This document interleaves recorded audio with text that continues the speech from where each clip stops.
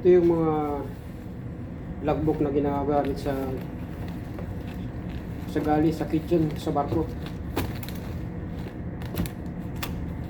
So kailangan araw-araw matapos mo to. Ngayon nagka-problema tayo. Kasi sabi nung isang public health, internal temperature and outside temperature, it doesn't matter. So ngayon nagka-problema. Ang ginamit ko, ang pinagbasihan ko yung external temperature. So digital yun, may decimal point siya na lumalabas sa screen. So ang gustong gamitin yung huling inspector gusto sa internal temperature. So binago natin.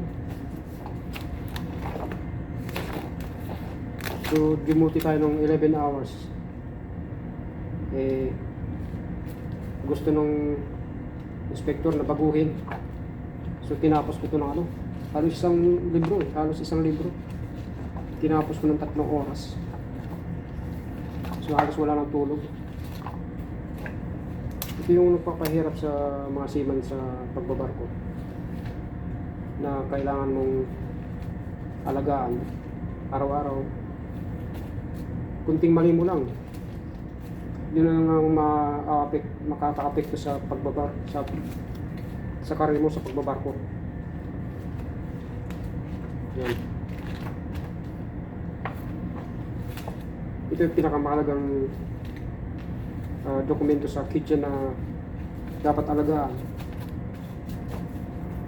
Kung hindi, yun ang ikatatapos mo sa karir sa pagbabarko. Minsan magkakaiba sila ng pananaw Yung isa, hindi ganito ang gusto. Yung isa naman, ganun. So pag nagpalit ang public health inspector, tapos dumating yung inspector na galing sa labas, nagka-problema, magkaiba sila ng pananaw. Naku, yun ang pinakamalaking problema. Busy ka na sa operation mo, sasabay pa itong mga form na to, napakadami. So halos wala ka ng tulog, kailangan mong tapusin. So ngayon, ready na. Sa mga nakaranas dyan, sila lang makakaintindi. Yan okay na, isang libro, tapos na. Dami. Halos paulit-ulit lang. Ready na bukas.